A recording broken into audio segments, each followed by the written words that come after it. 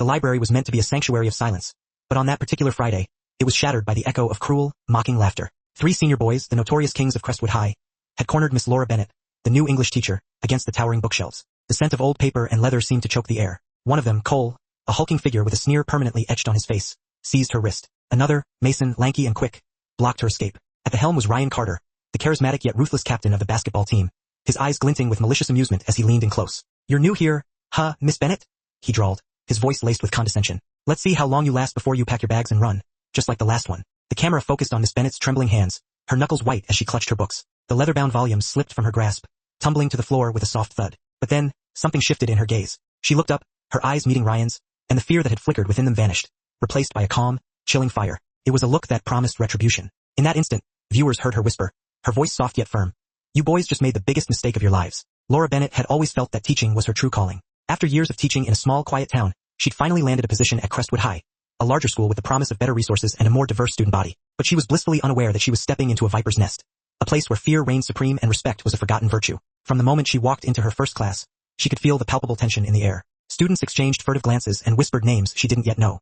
Ryan, Cole, and Mason, the kings of Crestwood, were whispered with a mix of awe and fear. They were the sons of powerful parents, the untouchables. Everyone, even some of the more timid teachers who preferred to turn a blind eye, danced to their tune. Still, Laura persevered, armed with a smile and an unwavering belief in the power of education. She greeted every student with genuine warmth, stayed late after class to offer extra help to anyone who needed it, and spent her lunch breaks in the quiet solitude of the library, grading essays and preparing lesson plans. The library was her sanctuary, a haven of rows of books bathed in soft light, a place of peace and quiet, until that fateful Friday afternoon. She stayed late to reorganize the shelves, her fingers tracing the spines of forgotten classics, when she heard footsteps approaching from behind. Turning around, she saw them. Ryan, Cole, and Mason, lounging against the doorway with smug grins plastered across their faces. Ryan was the first to speak, his voice dripping with arrogance.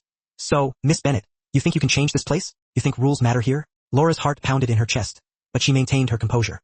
"It's a school, Ryan," she replied, her voice steady. "Not your personal playground." Cole erupted in a booming laugh. "Playground? Oh honey, you have absolutely no idea how things work around here." Then Mason, the most volatile of the three, stepped closer, snatching the notebook from her hands and tossing it across the room. The spiral binding clattered against the hard floor as papers scattered everywhere, like fallen leaves in autumn. As Laura bent down to retrieve them, Ryan blocked her path with his arm, a steel barricade. "You're new. That means you learn your place first," he said, his tone laced with menace, his grin a chilling mask. But as he spoke, Laura realized her heart wasn't racing out of fear. It was something else, something deeper, something akin to righteous fury. She'd seen boys like this before. She'd been bullied herself, not as a teacher, but as a student, a lifetime ago. She had sworn then, in the echoing corridors of her own high school, that if she ever had power, she would never let it happen to anyone else, not on her watch. She straightened up, her eyes locking onto Ryan's, unwavering and resolute. "Ryan," she said quietly, her voice carrying a surprising strength. "I know exactly who you are." And she added, "Soon so will everyone else." The boys exchanged confused glances before bursting into another round of mocking laughter. But Laura didn't flinch. She picked up her notebook, the papers still fluttering around her feet, walked out of the library, and left them standing there, speechless and disconcerted. That was the last time they would ever underestimate Laura Bennett. Monday morning arrived with a buzz of whispers that snaked through the hallways. Something was different, an undercurrent of anticipation. Laura entered her classroom with a newfound air of calm confidence. She began teaching To Kill a Mockingbird, a story about courage, morality, and standing up against injustice, her voice resonating with conviction. As she spoke, her words carried a weight that seemed to capture the attention of every student in the room. Even the bullies seemed slightly uneasy, a flicker of doubt in their eyes. Then came the moment that changed everything. She announced a special assignment, a project designed to challenge her students and force them to examine their own values. Each student would give a speech about real courage, she explained. Not physical strength but moral strength, the courage to do what's right, even when it's difficult. Ryan smirked, his usual arrogance returning. "So, like standing up to a mean teacher?" The class erupted in nervous laughter. Laura smiled, unshaken. "No, Ryan," she replied, her voice calm yet firm. "Like standing up to the people who think rules don't apply to them." The room fell silent, the air thick with unspoken tension. Ryan's grin slowly faded, replaced by a hint of apprehension. Later that day, Laura marched into the principal's office, armed with irrefutable proof.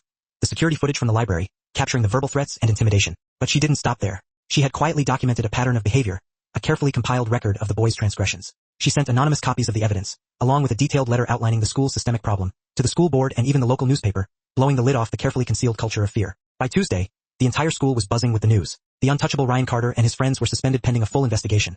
Their reign of terror abruptly brought to an end. The school launched a new anti-bullying program, a comprehensive initiative designed to foster a culture of respect and accountability, led by none other than Miss Laura Bennett. When she walked back into the library, the sanctuary she had almost lost, students were there waiting to help her organize the books, eager to contribute to the healing process. These were the same students who had once kept their heads down, too afraid to speak out, now emboldened by her courage. Ryan eventually returned to school, a shadow of his former self, quieter and visibly changed. He even approached Laura one afternoon, his eyes filled with a mixture of shame and regret. "I just wanted to say, I was wrong," he mumbled, his voice barely audible.